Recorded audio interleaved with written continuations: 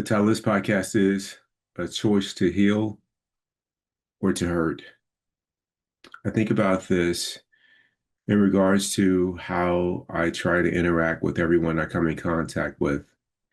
And it's been really kind of um, beautiful of how I try to live my life every day now. I am just so keenly aware of keeping noble silence when my mind wants to say anything. Uh, and that's not helpful. In the book, The Mayo Clinic Guide to Stress-Free Living, there is a section about communication. And it says that before you say anything, your words should pass through three gates. Is it kind? Is it true? And is it necessary? And oftentimes, or not as frequently as it used to be, but still it occurs, something would happen. I want to respond to somebody if they said something that my mind said they're playing a small game or they're quitting or they're making excuses or, whatever the reason might be, that my mind would have something to say regarding what somebody else was doing or not doing.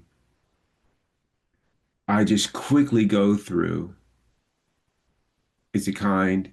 Is it true? Is it necessary? Regarding what my mind would like to say in response to whatever is unfolding in front of me by another person. And at the root of going through those three questions, those three criteria, whether or not I'm going to express myself or let my mind do so, is am I choosing to heal or to hurt? And me saying something that's unkind is hurting. It's a choice to hurt. Saying something that is untrue, choice to hurt. Subjectively true, a choice to hurt. True, but doesn't raise the moment or the potential to raise the moment, still creates the potential to hurt. And lastly, is it necessary? Oftentimes, my personal mind is involved. What's to be said is unnecessary. So it also fails to rise to the level in which I want to live my life, which is making a choice to heal.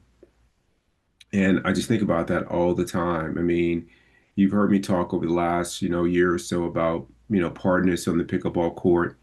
And if my game isn't like unfolding the way that my personal mind expects it to, I'm missing my serves and missing shots, or my partner isn't, I have, this tendency to fall into this trap of blaming my partner or withholding encouragement and, camaraderie. And those are all things that are oriented to hurting and not healing or not lifting the moment.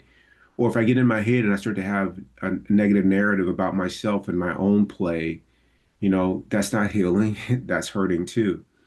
And when it comes to the outside world, there are a lot of opportunities regarding what other people do or don't do, whether it meets what your morals or standards and values are. And even then, that's an opportunity to really consider, is what you're thinking, what do you want to say, does it heal or does it hurt?